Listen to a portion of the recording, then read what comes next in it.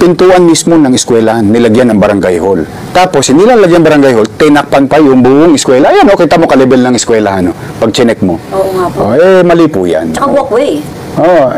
Bangketa, hindi nga madaanan. Alam mo saan dumadaan niya sa gate, yung bata? Pag binuksan yung gate, doon sila sa ilalim ng barangay hall. Parang naging kuweba. That will be a lesson, no?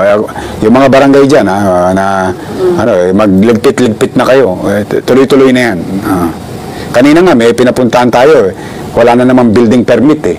Nagpapagawa ng basketball court, multipurpose building. Katabi, easement. Tingnan ninyo. Tingnan natin, mga kababayan. Sinisita natin yung mga nakatira sa gilid ng ilog na squatter. Gusto natin palayasin. Dahil easement ng ilog. Pero gobyerno mismo, national government mismo, through congressman, yung easement ginawang basketball court at multipurpose. Nung inspeksyon kanina, walang building permit. Talaga na wala ng gobyerno sa Maynila. Inaalam ko ngayon kung kaninong congressman yung pondo na yun. Sasabihin ko rin sa inyo sa mga darating na araw. Site ng National Historic Institute, makasaysayang lugar. Del Piero, Plaza Del Piero, ginawang mukhang sabungan nung congressman. Nilagyan ng bubong, tinakpan, dyan sa District 2, Plaza Del Piero. Inireklamo sa akin ng mga kabarangay natin, dyan sa may papuntang, sa may Gagalangin, Tondo. Congressman, pero mo National Historic, yung Del Piero Circle, makasaysayan yun, may marker pa ron para lang may display ng mga congressman yung kanilang mga struktura, hindi naman parang sabungan, yung Coliseum, pabilog. Ayun, katulad nun. Paano yun? Makasaysayang lugar yun. Yun yung mga bagay na sinasabi ko, huwag nilang gagawin sa panahon kasi hindi natin papayagan. Palengke sa Pampanga Market, tinayuan ng barangay hall, namatay yung tindahan ng dry goods sa Pampanga Market. Nakakarating po sa akin yung mga reklamo nyo. Inuunti-unti ko lang. Inaatado-atado ko lang. Pero we will put things in right order. Pinagawa rin ng congressman.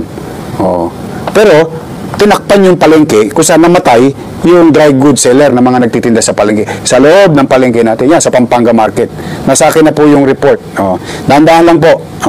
Pero, ayusin po natin yan sa ating mga sumusulat sa akin, na mga kababayan natin. At, nag-PPM. Hindi ko naman sasabihin kung sino ang mga mamamayan to. I will continue to protect your kasi kawawa naman, namatay. Alam mo, paano naman dadaan? Parang katulad sa inyo. Sa ilalim din ng barangay hall. Yung kalihon, inuka yung building, doon lang dumadaan. Maipilit lang ba? Ayan, yan po yung dating rotonda. Patricia, kita mo? Alam nila Palengke ng Bambang, hindi na po madaanan yung kalsada, mga nagtitinda nasa kalsada. Yan. Kaya ingat kayo mga vendor. Nagpapahinga pa ba si Yorme? Opo. Sa KFC, SM San Lazaro, may nag-work na pong PWD. Shout out KFC. Mabasa kayo ng ulan, nandumami pa kayo. Okay. Kasi ugali kasi ng mga congressman, mahukay lang yung imbornal para may magawa lang. Pero hindi naman nagkakausap-usap. Alam mo ba mga doon sa pag-aaral? Dahil kanya-kanyang tirada tayo, local government, congressman, senate, o sino-sino pa, gagawa ng kalsada pero hindi naman magkakausap. Kaya may mga drainage, drainage, ganyan. Let's say drainage. Diba, ganyan, drainage. Dapat yan, pag ganyan, o level, let's say ganyan, para for layman's term, pag ganyan. Papunta doon sa tatapunan ng tubig. Makakakita ka ba drainage? May hukay dyan. Tataas, hukay, tataas, hukay, tataas, hukay. Kasi pa ganun. Pero iba-iba gumawa.